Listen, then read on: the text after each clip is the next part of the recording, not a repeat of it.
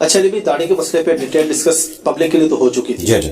امام کا مسئلہ بتائیں کہ اگر چھوٹی داڑھی والا ہے یا کلین شیو ہے اس کے پیچھے نماز ہو جاتی ہے یا کچھ خاص کنڈیشن میں ہو جاتی ہے یا ہمیشہ ہی ہو جاتی ہے؟ آپ کا کیمرہ سچ سن لے گا؟ بالکل سنے گا انشاءاللہ. اور لاسٹ ٹائم بھی آپ کو پتا ہے آپ نے پوچھا تھا. ہاں جی ہاں جی. دیکھیں جی سب چلا ہم جس طرح کئی مواقع کے اوپر علماء کو علمی دعوت فکر دیتے ہیں یہاں پہ بھی دیں گے کہ ہمیں وہ حدیث بتائیں جس میں لکھا ہے کہ داڑھی جو ہے وہ امامت کی شرط ہے. مجھے بتائیں داڑھی مڈانا بڑا گناہ ہے یا جھوٹ بولنا بڑا گناہ ہے؟ جھوٹ بولنا قرآن میں لعنت آئی ہے, وعید آئی ہے. اگر جھوٹ بولنے والے علماء ممبروں پر بیٹھ سکتے ہیں اور ہمیں نمازیں پڑھا سکتے ہیں تو بغیر داڑھی والے کیوں نہیں پڑھا سکتے؟ یہ میں نے ایک الزامی بات کے طور پہ آپ کا دماغ کھولا پہلے. ٹھیک ہے. غیبت اس سے بڑا گناہ, چغلی, ایسی جھوٹی حدیثیں بیان کرنا, نبی الاسلام پہ جھوٹ باندھنا جو بخاری مسلم میں حدیث ہے کہ اپنا مقام جہنم میں دیکھ لے, وہ ممبروں پہ آگے بیان کرنا. ان کے پیچھے تو ہم نمازیں پڑھ رہے ہیں اور ہم نے اپنا دین ٹخنوں سے اوپر شلوار کرنے پہ اور داڑھی کے اندر گھسا دیا. یقیناً یہ سنت ہے, میں اس پہ عامل ہوں. میں اپنی یونیورسٹی میں بھی کبھی میں نے اپنے ٹخنے ڈھانپے نہیں ہیں اپنے, یعنی کالج لائف سے لے کے. نماز پڑھی ہے, نماز سے پہلے بھی بتاتے ہیں. ہاں میں یہ کہتا ہوں کہ یہ پروٹوکول ہے نماز. اچھا اب آپ اس طرف آ جائیں جو ہم وہ ٹاپک ڈسکس کر رہے تھے امامت کی شرائط. تو مسلم شریف میں امامت کی 4 شرائط آئی. ٹھیک ہے. نمبر 1, امام تم میں وہ ہوگا جس کے پاس قرآن کا علم سب سے زیادہ ہوگا. ٹھیک ہے. قرآن کے علم سے مراد قرآن کی قرات بھی ہے اور اس کا نالج بھی.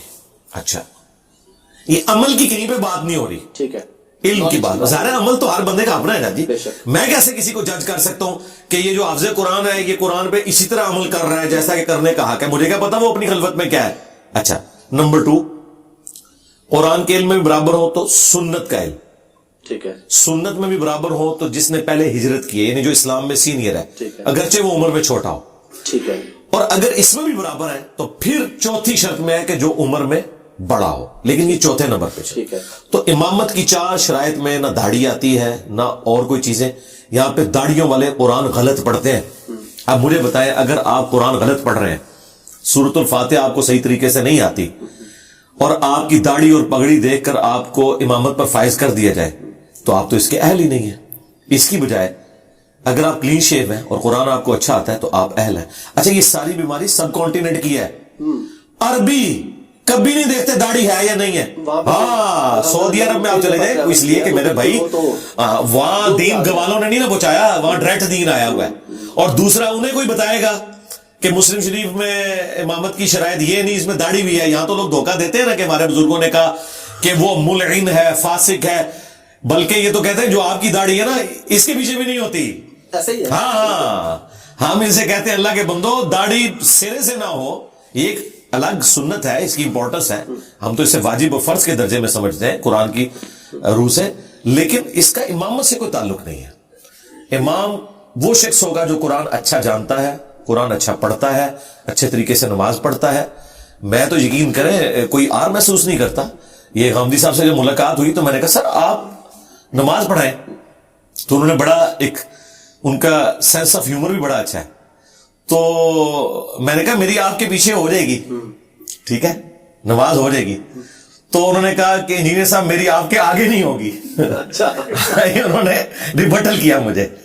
تو میری تو خواہش ہے کہ جب بھی کوئی آتے ہیں ہمارے پاس یہاں پہ گیسٹ وغیرہ اور اس طرح اسپیشل امامت کے لیے میں ان کو آگے کرتا ہوں, اسپیشلی کرتا ہوں, کبھی آج نہیں محسوس کیا. آپ کی اس بات سے مجھے یاد آ گیا کہ کچھ علماء کے ہاں یہ ہے کہ جس کی فار ایگزامپل میری جتنی داڑھی ہے تو میرے والی اور میرے سے کم والے کی میرے پیچھے ہو جائے گی, بڑی والے کی نہیں ہوگی.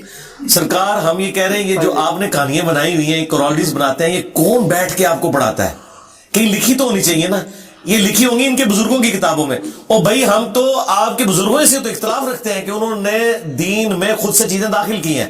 دیکھیں دین وہ شخص بتائے گا جو ہمارا امام ہے, محمد رسول اللہ صلی اللہ علیہ وآلہ وسلم, اور وہ قیامت تک کے لیے ہمارے امام ہیں.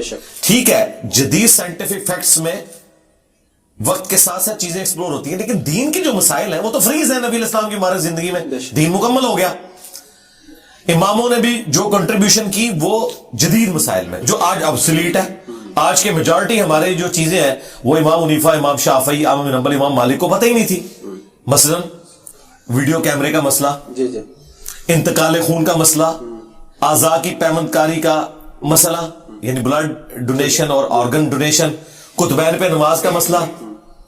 एक बंदे ने अगले दिन हमसे सवाल किया कि जी चांद पे जाएं तो किस तरह मुंह करके नमाज पढ़ें, किबला कहां होगा?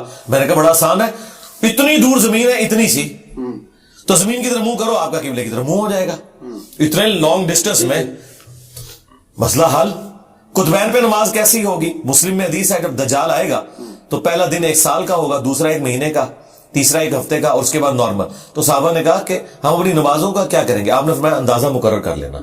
उस वक्त तो साहबा को नहीं पता होगा, लेकिन आज जाए आप नॉर्थ पे, साउथ पोल के ऊपर बाकायदा क्लॉक्स के साथ 24 घंटे बने हुए। जी जी बिल्कुल। हाँ, सूरज निकला हुआ है, आप इशा की नमाज पढ़ रहे हैं। हाँ, सूरज निकला हुआ है, आप फजर की नमाज पढ़ रहे हैं।